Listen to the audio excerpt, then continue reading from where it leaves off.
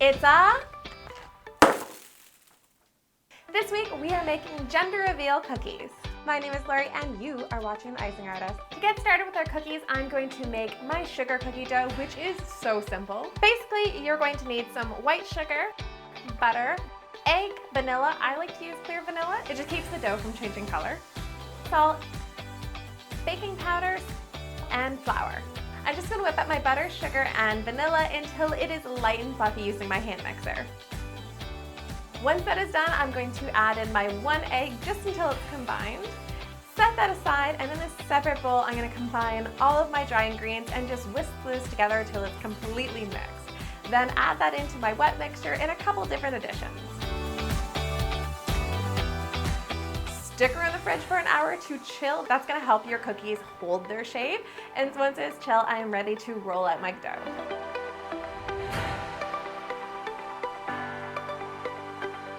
Now, even though we're making cupcakes and Studmuffins, I thought I could use one template and just alter the design using my icing. So I just cut that out of paper and then just cut all of my cookies out. Now, with these being gender reveal cookies, that means they're pinata cookies. So we're going to need 3 cookies for every 1 cookie. The bottom, the middle, which we're going to cut out the center of, and the top with all the decorations on. I'm just going to poke little holes into all of my cookies using my toothpicks so that way it lets the steam out and they don't buckle up in the middle. Starting with our cupcakes, I thought we would do pink liners on the bottom, so I have my royal icing ready to go all in clear piping bags, and I'm just going to cut off the tips of them and see what the stream of icing is like to make sure it's not too thin or not too thick. I love using bags without piping tips because it makes it so there's no mess, no fuss. You can just cut off the tips and you're ready to go. Flood the center completely and then just use a toothpick to kind of spread it out evenly. Give the cookie a little shake or tap so that way it evens out the royal icing and it's silky smooth. Now, I thought it would be really cute to do a cute little pattern on it. So while the royal icing is still wet, I'm going to pipe on little white dots all over the bottom and then use a toothpick to drag through the little dot to create little hearts. Once that is set, I'm going to outline the icing part of this cupcake using my white royal icing, and it's kind of a poop emoji shape. I'm not lying. Like, if you look at that shape, it looks very similar to a poop emoji. But once it is filled in, it starts looking more like icing. Now, once that is set, I'm going to freehand a kind of icing swirl using my dark pink icing. I practiced this like 10 times. I am not good at doing those intricate little swirls, but once I got the kind of wave and the technique with my hand, it piped on pretty nicely. And just finish it off by outlining the cupcake liner. Now that our cupcake is all done, it is ready to move on to our Studmuffin. For its liner, I'm going to use light blue royal icing, fill that in, and while it's still wet, instead of hearts, I thought we would create little mustaches. So I piped 2 little white dots side by side all over the bottom of the cupcake liner, and then just use my toothpick to kind of drag through and create those mustache lines. Once that is set, I'm going to pipe the top of the muffin using a muffin kind of tone royal icing. I just use a combination of like yellow and brown with a touch of black. Now, we don't want this to flatten out and smooth out completely. I thought it would be fun to create more of a texture with it. So while it was drying and setting up, I just used my toothpick and kept dragging that through to keep that texture into the top of the muffin.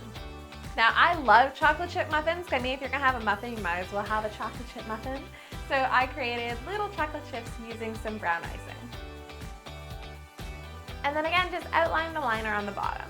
So glad that we had extra dough because I'm really excited to make this little mini oven. I don't know, when I was a little girl, I was obsessed with easy bake ovens, and that's what this reminded me of. But you can make in an easy bake mini wave oven. I know that it's gonna look nothing like an easy bake oven when it's done, but it's just the fact that it's tiny. So I'm just going to outline all of the details of the oven in my black royal icing and just kind of piping all of that on.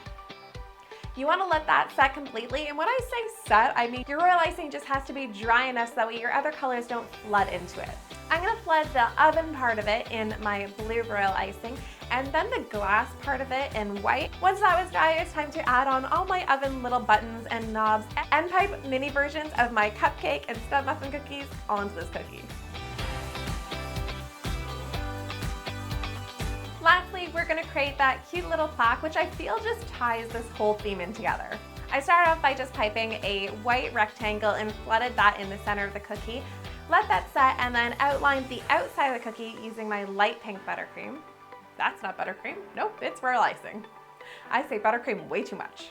Once both of those were set, I just outlined that again using my light blue. And at the exact same time, I piped on little hearts on top. Now I let these dry overnight, and then once it was dry completely, I used an edible marker to write my cute little saying on top. Now right now, they're just cookies. They're not gender reveal cookies. For these to be gender reveal cookies, we need to add the gender, either pink or blue, to the inside of the cookie, so when people bite them, you find out what kind of baby it is. But if you don't have pink or blue sprinkles, you can dye your own just using some white sprinkles, a little bit of food coloring, shake that around in a Ziploc bag, and you're gonna get those colors. I love doing this so I don't have all these different colors of sprinkles on hand, or I don't wanna run out to the store. I always have white, and it makes it so easy. Now, of course, if it's a gender reveal, you're not going to use both blue and pink unless it's twins, a boy and a girl. You're going to use one. So if it's a boy, we're going to fill them with blue sprinkles no matter the design of the cookie. And same if it's a girl, we're going to fill it with pink sprinkles.